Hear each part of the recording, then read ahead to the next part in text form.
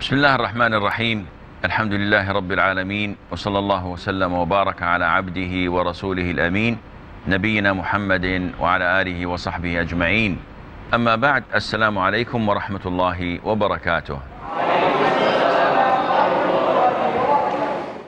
Aisha, may Allah be pleased with her, said that the Prophet ﷺ said 5 kinds of animals are harmful and could be killed in the haram, in the sanctuary.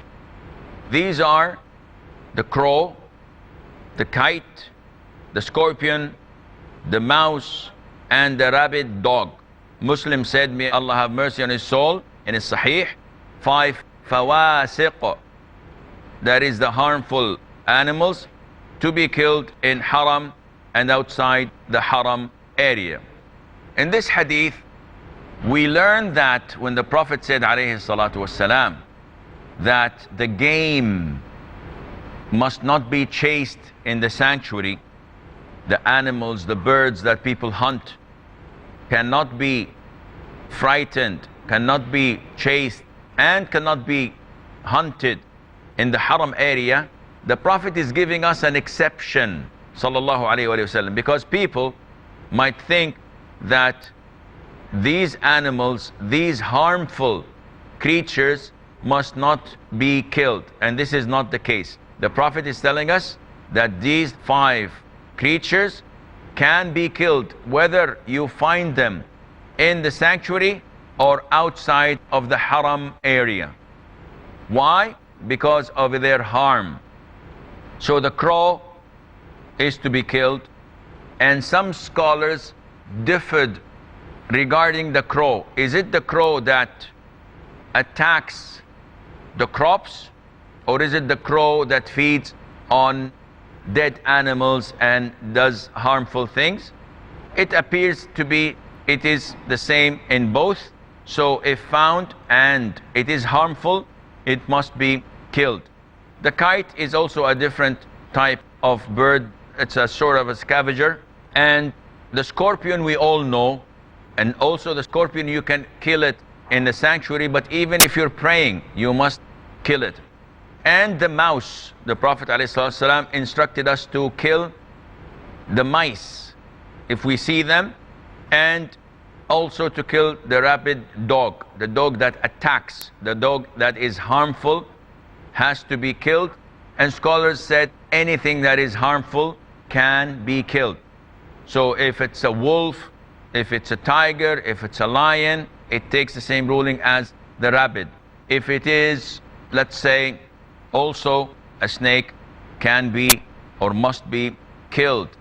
If it is any other type of insect that attacks and that harms people, you can kill it without any problem. But what you're not allowed to kill is something that is not harmful. And scholars say that things that can be killed in the haram area usually are one of 4. 1, the normal livestock. So what is the ruling on slaughtering livestock in the sanctuary of haram? It is permissible. People have to eat. So you can slaughter a sheep, a cow, a chicken, etc. All of this is permissible for you to slaughter, because this is not considered to be game. It's not considered to be something to be hunted. The second type that can be killed in haram, things that are not considered to be game, but at the same time they're not harmful. For example, a cat. This is not something that you hunt, but at the same time it is not harmful. So if you kill it, it is not recommended in Islam, and you will be sinful for killing it without any legitimate reason. But hypothetically speaking, if a person runs over a cat, is he sinful by mistake? No. Is he instructed to pay an expiation? The answer is no.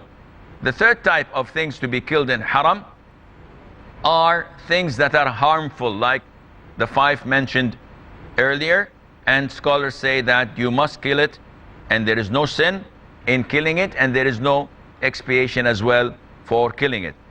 The fourth thing that you may kill in haram is the hunted animals, the game. So if you hunt a pigeon, there is an expiation. You have to slaughter, for example, a sheep.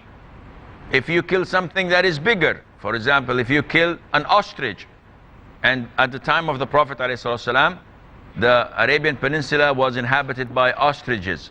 So if you kill an ostrich, then you have to pay the compensation for that, the expiation for that, which is to sacrifice a camel, and so on. Now we move on to hadith of Anas ibn Malik, may Allah be pleased with him, and this is regarding entering Mecca.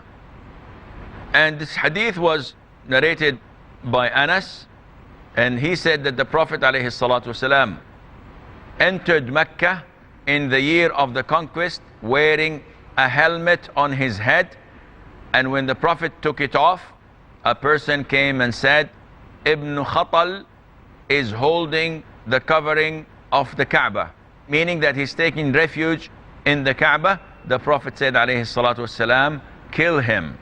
Now in this hadith, there are a number of lessons to be learned. Among them is the ruling in entering Mecca without having the state of ihram. The most authentic opinion is that it is a must for a person to enter Mecca. If he did not perform Umrah in his life, then it is a must for him to make Umrah, because Umrah is mandatory, as we know. If someone decides to come for business and he says, I'll make Umrah next year or the year after, and he never made Umrah in his life, this is not permissible. He has to fulfill his obligation. As long as he's coming to Mecca, he must make Umrah first. But if a person has already made Umrah once in his lifetime, and then he wanted to go to Mecca either for business or for visit or just to pray in the haram, is it permissible for him not to offer ihram and make Umrah? And the answer is yes.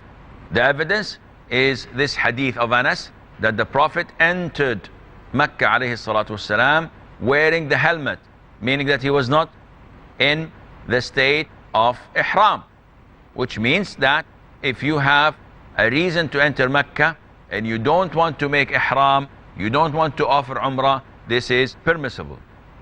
And when he entered Mecca, they told him about Ibn Khatal. And Ibn Khatal was a Muslim, and then he committed the act of apostasy, and he had slave girls of his chanting poetry, criticizing and ridiculing of Islam. So not only he committed the act of apostasy, but he was an enemy of Islam. From this hadith, the Prophet ﷺ entered Mecca with a helmet. Why? Because this is what a warrior wears to protect his head from any blows that he may receive. And the Prophet, when he used to fight ﷺ, he used to wear his armor. And from this we learn and know that it is not against tawakkul, it is not against your reliance on Allah Azza wa Jal to take the means. We have deviant sects saying that you have to have full tawakkul on Allah Azza wa Jal and not work and not do anything and stay in the masjid, and Allah will give you provisions. And this is wrong. This is insane. It is like saying sit in the home and pray that Allah will prepare food for you. We have a short break. Stay tuned, and inshallah we'll be right back.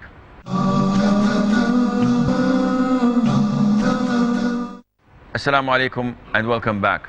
So believing or thinking that to have full reliance on Allah Azza wa Jal and dependence, that you should not take the means, this is against tawakkul. So if someone goes to Hajj, for example, and he does not take money, he does not take food, what are you doing? He said, I'm going tawakkul on Allah Azza wa Jal. This is insane. If someone sits in the home and says, oh Allah, grant me a child. Oh Allah, grant me a good righteous son. And people tell him, get married. He said, no, I have tawakkul on Allah. You will not be reigned by children. It's not raining children anymore. No, you have to work for it. Likewise, you're hungry, you have to cook food. So your dependence on Allah Azza wa Jal is matched or must be followed by taking the means. And the Prophet was the greatest of those who had tawakkul on Allah. Yet, when he fought, he had a helmet that protected his head. He had the armors. He had all the means to protect him. When he left and migrated from Mecca to Medina with Abu Bakr, he didn't say, Allah will guide me. He hired a professional person, a professional guide to take him to Medina, who knows the routes and who knows how to take them there safely. So we have to also understand that Islam does not promote people not to be active, not to work, not to take the means. Yet the opposite also is completely unacceptable, and that is when you depend on the means entirely. So if you depend on the medication to cure you and not on Allah Azza wa Jal who cures you, if you depend on your salary to buy food and to pay for the rent and to take your children to schools, yet you neglect that Allah is the provider, Allah is the supporter and the supplier of provision, this is shirk. Why? Because you're depending on the means rather than depending on Allah. They have to go side by side, with the dependence on Allah having an edge, and the means follow because Allah is the one who told us to take the means. Where did the Prophet ﷺ enter and how did he exit to Mecca? Hadith of Ibn Umar, may Allah be pleased with him, and his father said that the Prophet of Allah sallallahu alaihi wasallam entered Mecca from Kada or Kuday, and Kada is a place known in Mecca which is the highest Thaniya, which is Al-Batha, and used to leave Mecca from the lower Thaniya. So these are places, locations of Mecca. Explaining them and describing them would not do anything to you. However, you know that the Prophet entered from one place and exited from another place. Why is that? Scholars say that this is similar to what was happening in Eid. You recall that in Eid, the Prophet ﷺ used to go to the Musalla from one way and returns home from a different route. So likewise, this is to have as many areas witnessing and testifying your form of worship on the Day of Judgment, and this is convenient for the Prophet ﷺ as he came from one direction, which is from Medina, and then leaving from the other direction, and it depends from person to person how they manage to enter and what is more convenient. The following hadith is narrated by Abdullah ibn Umar, may Allah be pleased with him.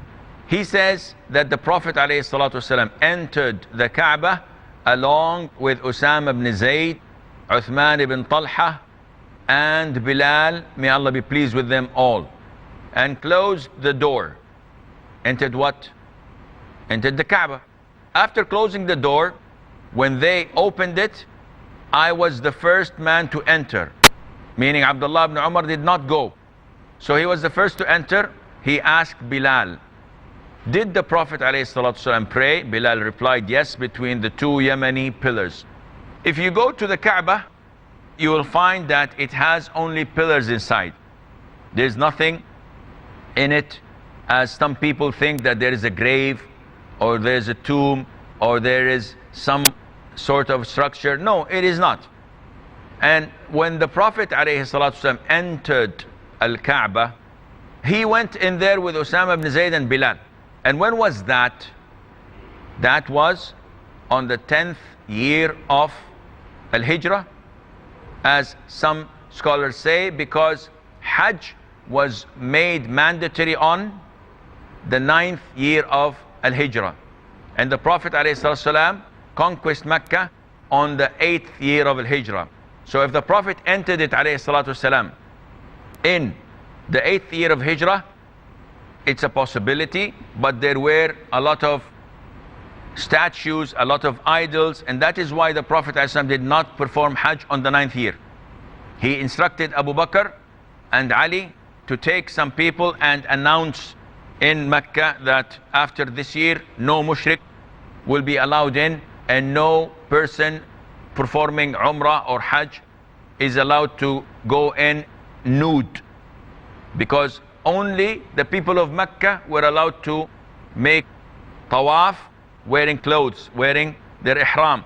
Others who came from outside, they had to perform tawaf in the nude, unless they knew someone in Mecca who would lend them clothes. And this was completely prohibited in Islam, as we know, protects the chastity of people and covers their awrah.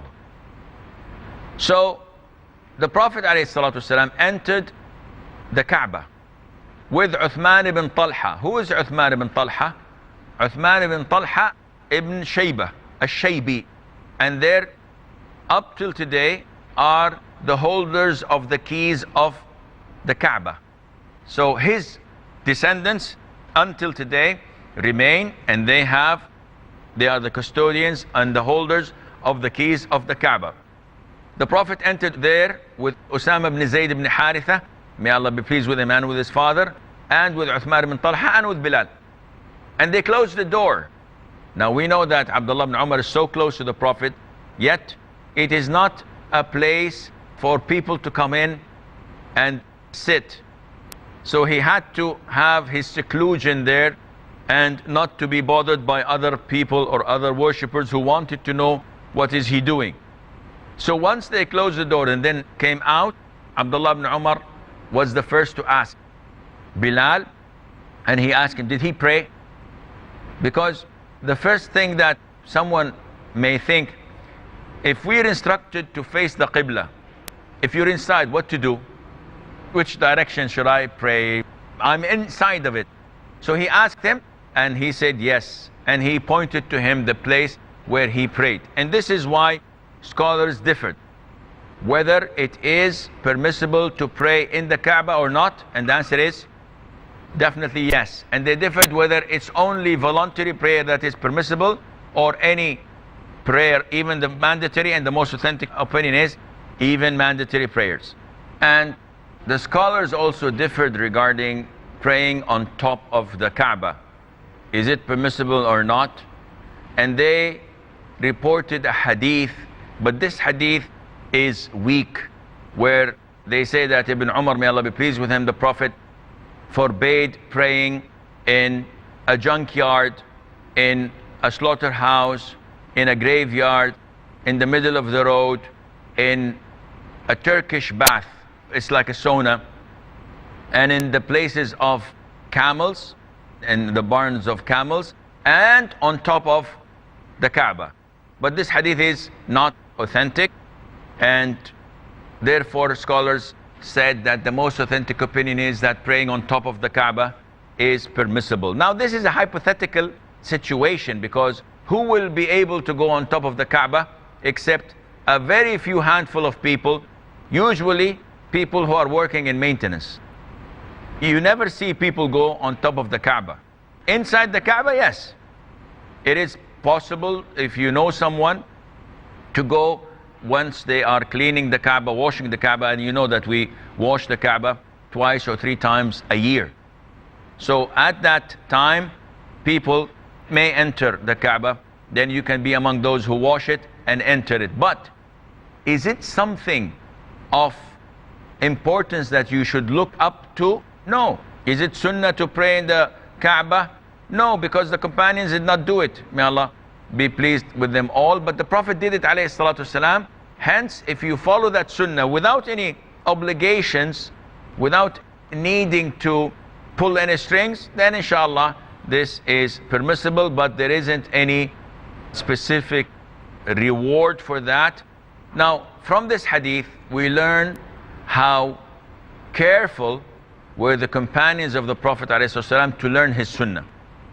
Ibn Umar was anticipating the door to be opened to be the first one to ask. Why?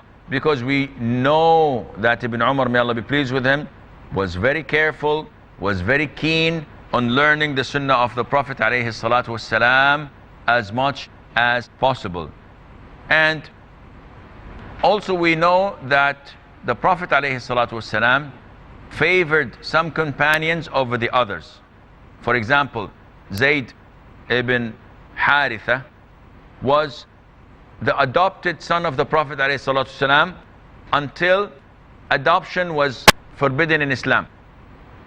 Yet he remained one of his closest companions to the Prophet because he treated him as a son. And when Zayd ibn Haritha had a son, which is Usama, the Prophet loved Usama greatly.